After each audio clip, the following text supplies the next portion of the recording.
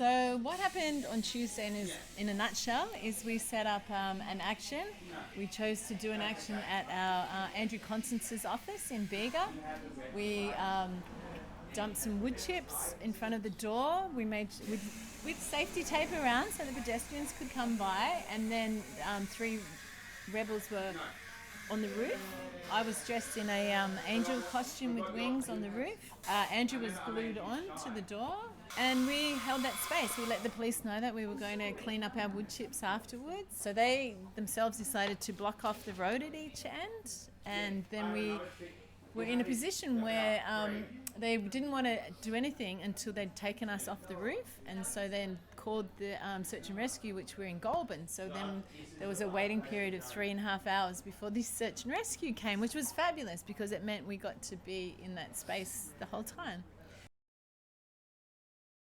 Well, the funniest part for me was after being arrested, coming out of the police station and realising that I didn't know where anyone was. I didn't have car keys, I didn't have any numbers, and the schools had just got out, and so there were school children all around me, and I'm standing there looking bewildered in my angel costume. That was my funniest moment. She was wandering along the street there, lost, this lost angel.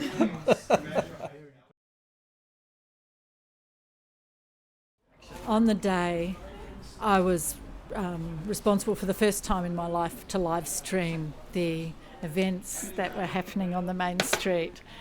And the difficulty around that was I really felt that I wasn't able to participate as fully in what was happening, but most specifically in joining Sue in her solos from the roof of Constance's office with her beautiful anthems. Over many hours, every now and again, she would just burst into song, and it was so beautiful. And I didn't want to join her to flood the live stream with my voice, so I hummed along a couple of times, and I was certainly with you there, Sue. So I really loved your singing from the roof. It was wonderful. Yeah, well, my main thing during the day was just support from the road with banners, with a placard and singing and chanting. But the highlight of my day was cleaning up all the wood chips, bagging them up, and then taking them round to the salvos and putting them on their garden. That was great. The wood chips in the garden and salvo sign up on Facebook, and it's got about 40 people have liked it. It's or loved it. It's been fantastic. Yeah. My most memorable part of the day is a little bit weird. It's when police negotiators came in, and they started to be extremely pleasant and, wanting to know what would get the people off the roof. And they just had to say, well, I'm not sure where our police liaison's gone. He's been pushed out of this whole thing. You might want to go find him. And then I've called Trevor up, and Trevor's like, oh yeah, I haven't been to Bega before. I was just out sightseeing. And then having to pull our crew back together and realising, okay, we're back to negotiation now, even though we're 4 hours into this action.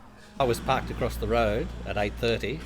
And I thought I'd better move the car by 9:30, 1 hour parking, and it slipped my mind. And by 10 o'clock, the cops came up and asked, whose car it was, and he said, "You've already got a parking ticket."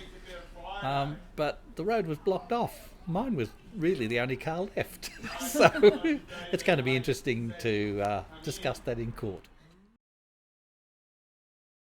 I said that the area, the jail's being taken away and have your rights as a human being removed from you totally is something that's very easy for me to do because I am of white privileged male. Inside the cells with the First Nations flags scratched in the paint, you understood really clearly what this grim state is for our most vulnerable members of our community. And when you hear statistics about the cells being occupied mostly, and this is what the statistics say, by people of First Nations, people who have intellectual issues, and people who have psychological issues.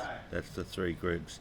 They're the 3 groups in our community that most need support, and the response from the government is to lock them up unnecessarily far too often. The t-shirt that I'm trying to procure and I will wear with so much pride now is Stop Black Deaths in Custody.